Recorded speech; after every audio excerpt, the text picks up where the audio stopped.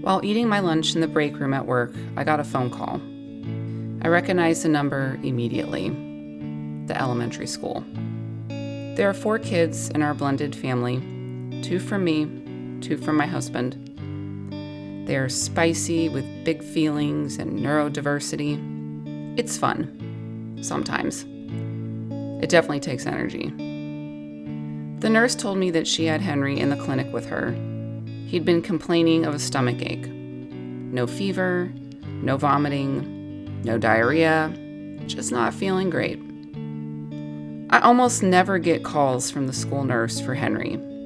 A teacher, yes. The principal? It's happened. But the nurse? No. Does he think he can make it to the end of the day? I ask. She confirms with him. He says he can make it to the end of the day, but probably not longer than that. I said I would do my best to leave early. My afternoon could be flexible. I was caught up on most projects. I finished what I was working on. I confirmed with my boss that I was working from home for the afternoon, then I left to get him. As we walked away from the school, I asked him if he had the kind of sick where you feel achy all over, or the kind of sick where you miss your mom. I have the sick where you miss your mom. I have the kids every other week. Most weeks with them are like drinking from a fire hose. My husband would say they're usually great. He's so optimistic. He's also incredibly forgetful. You'd think that's a flaw, but for this kind of stuff, though, it's his greatest strength. The last week when we had all 4 kids had been a doozy.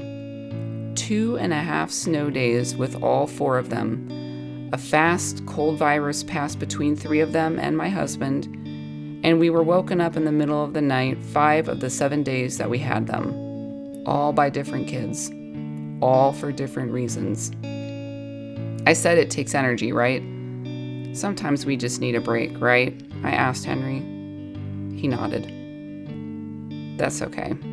I need a break too.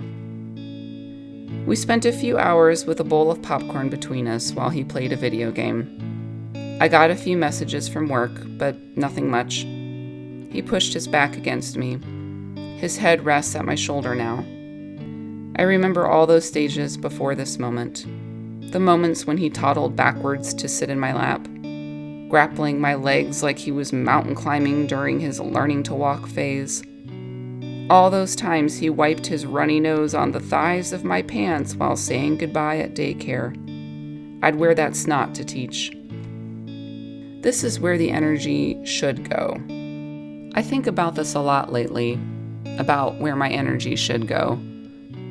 I used to listen to NPR every morning. I stopped the day after the election.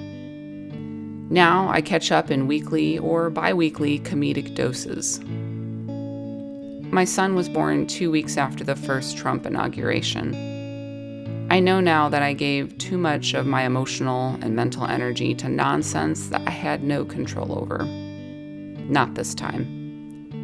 It takes a lot of energy to do what we do. To work and parent and create. It's very easy today to spend all your energy on things that you don't love and that don't love you. I've got a different perspective this time around. I won't always get it right, but I've got this new seed of truth. The soil is right.